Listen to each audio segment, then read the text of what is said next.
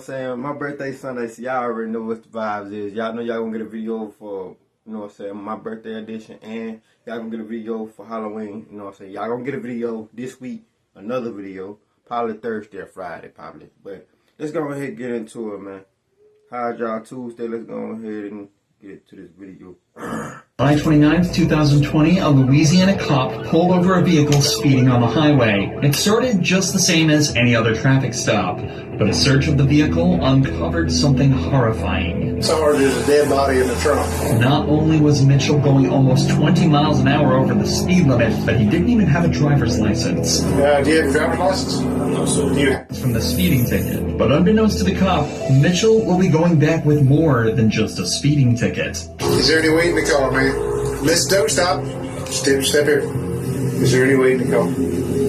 Yes or no? Just a doobie in the ashtray, like okay. Other than that, anything else? Just a doobie in my ashtray. When did you puff last? Be honest. Because I'm a drug recognition expert. The cop is... I know, wait, it's dead. I didn't even read the title. I'm tripping. But anyway, bro, if you went out dirty, bro, some people be dumb. If you get pulled over by the police, get you a cigarette, get you a Black and Mild if you know you gonna smoke weed in the car, bro. Niggas be so damn dumb, man. I ain't gonna lie. Looking to get Mitchell on more than just a DUI charge. An 18-year-old speeding in a car like this that stinks of weed tells the cop that there may be something deeper to this traffic stop than a kid going too fast. But before he asks to search the vehicle for any other drugs, Mitchell starts to act increasingly suspicious. Alright, where are you headed right now? I was headed back home. Where's home? What's your address? No, stop. Come here. Where do you live? It's easy. You ain't gotta worry about all that, bro. Why you putting me over? Where do you live? Oh, you worry about the wrong thing. You don't know how to drive to your house? I was coming from there, I got lost. So what's the address? You don't know your address? No, sir. Okay, come back here. Can I take a look at your car? You don't know your address? 18? Ain't gonna count, bro. It'd be some dumb young niggas around. Yes or no? Yes, sir. Mitchell has now consented to the search of his vehicle. The cop is realistically only searching for weed and any other drugs possibly in the car. But he has no idea what he's actually about to find. A search of the front seats turned up nothing. But upon examining the outside of the car, the cop discovered multiple bullet holes across the left side of the vehicle. It's becoming more and more obvious to the cop that something is not right at all here, and this suspect was likely caught up in something much bigger than he first realized. When did all this happen? When did all that happen? That happened. When? My brother, he said it. None of your business. That's what I would have told him. That's none of your business when it happened. Well, what you stop me for? If this was a smart teenager, which is pretty sure he's dumb than a motherfucker, he would have said that. But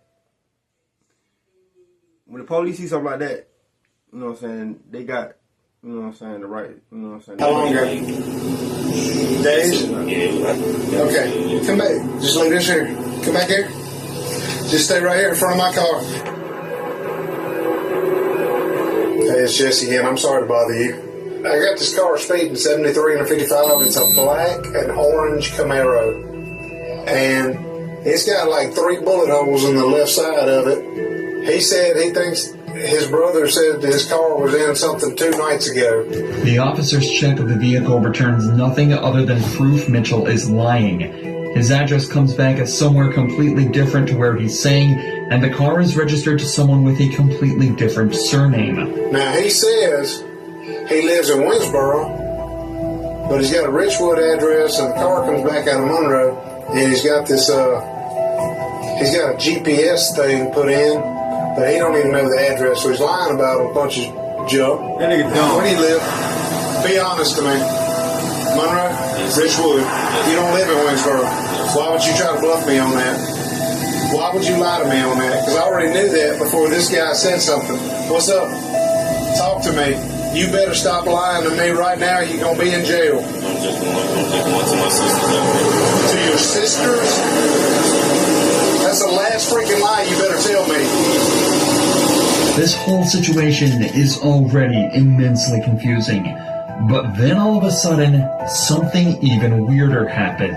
A completely random man pulls up at the scene claiming that his family are looking for him. His family and Marco is looking for him. Son, he out there. Okay, all right. Well, I got somebody pulling up behind this scooter. What do you mean they were looking for? This ain't got nothing to do with you, brother. God damn. I hate nosy people, cuz. I hate nosy people, bro. I hate nosy ass people. I ain't gonna lie. I hate nosy ass people. They looking for him. The car missing. Hey. Okay, give me the phone. Hey, man, he's not giving that name, though.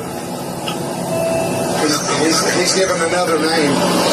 And when they give yet another owner of the vehicle, the cop rightfully is at a loss. This has gone from a traffic stop to a full-on mystery, and the cop is determined to get to the bottom I'm of lost it. now, bro. There's a kid that's been reported missing, and that they took the car from Monroe, and he lied to me about his last name, his address, and where he's from. A random guy pulls up behind me and said, hey, this guy's looking for that kid. I need to know if this car's been reported missing, stolen. And I know he's BSing to me about where he's going. Yeah, he he's says lying. he's going to Like his a sister's house down here. If you could, hey, talk to him, see if you can figure out if the sister thing is legit. He said this guy gave him the car. He's got the GPS on his phone on the back lid. He said that's where he's going. And I knew he was lying then. Slowly, things are starting to become more clear. If Mitchell is telling the truth, it seems as though his brother is letting him drive a car that he stole from the original owner. But that still doesn't explain the bullet holes, why Mitchell lied about his address, or why the random man appeared looking for him knowing he was driving that vehicle. But now on top of all of that, the cop has also just been told over the radio that there's a missing person report hidden amongst this mess. What I'm being told is that the boy who gave him permission to use the car is missing. So he's lying his ass off. Go looking for the person who owns the car, find out that the son of the owner of the car is missing. And now we got bullet holes all in the car. So something's... the only thing he lied about was his address in Winslow. If he's knows something about this boy that's missing the bullet holes, I'd like to at least. I guess I'll do as much good. This guy, this teenager, a dummy. I ain't gonna lie. Dude, a dummy. I would've. If you know you didn't, you know what I'm saying, did something to get somebody a car, bro. You should have went on a high speed chase. I'm being honest, bro. You should have went on a high speed. Ain't no car that motherfucking good to be stealing it. Or doing something to the person that owned the car. A few more calls are made, and it turns out the missing person is Michael Robinson, the alleged brother of the boy at the scene, and the man who gave him permission to be driving the car today.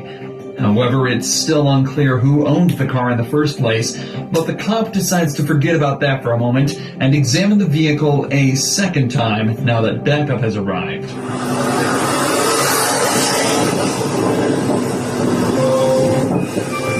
Like, this looks close. Get a driver's seat. Bam, bam, bam, bam. Oh, yeah. In the board. Yeah, right here. Let me see. Let me go back. But the cop decides to forget about that for a moment and examine the vehicle a second time now that backup has arrived. I don't know. That look like bird shit right now. Right here look like this shit went through the motherfucking the driver though. And I mean, the driver's side, and probably hit the person in the head that was in the car. Like, this looks close. Like bam, bam, bam, bam. Yeah. In the board. See? Little did he know, this is where all his questions would be answered at once in the most gruesome way imaginable. I'm gonna do the obvious. thing I want to do. Do it, motherfucker. Y'all do what y'all want to do anyway.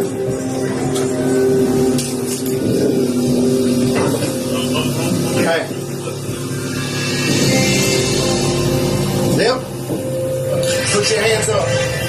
Put your hands behind your back. Put your hands behind your back. You have a right to an attorney. Have one present during any questioning. At any time, you choose not to make any statements or answer any questions. You understand? If you cannot afford an attorney, one will be appointed to represent you by the court. Do you understand? Inside the trunk was the body of Michael Robinson, and all of a sudden, everything makes sense. 26 is 125-0305. Alright, I get the guy out. He's super nervous. I pop the trunk. Sergeant behind the car. We've shut the trunk. I have Franklin Parish Sheriff's Office with me. Now it's a crime scene. We're at 82. It was merely an unintentional casualty of an armed robbery Mitchell was part of earlier. Who is that? Who is that? This one. Who is who? That's Mike. That's Mike. How did Mike get there? Tell me. It wasn't me, man. Oh, no, nah, ain't no point in crime, nah. In the mayhem of the robbery, Mitchell shot Robinson multiple times with a handgun before loading him into his trunk and driving him away to Winsboro to dump the body. But of course, before he could make it, he was pulled over by the officer for speeding. Michael Mitchell is being charged for the armed robbery and the second-degree murder of Michael Robinson. Mitchell is currently awaiting his trial, but is expected to be sentenced to life behind. Man, if you can't do the crime, if you can't do the time, don't do the crime. And if you can't pay for the fucking crime, don't do the time at all. Don't do the crime at all. That being said, when I see y'all, I will see y'all Thursday or Friday. That being said, when I see y'all niggas, let's ride, man.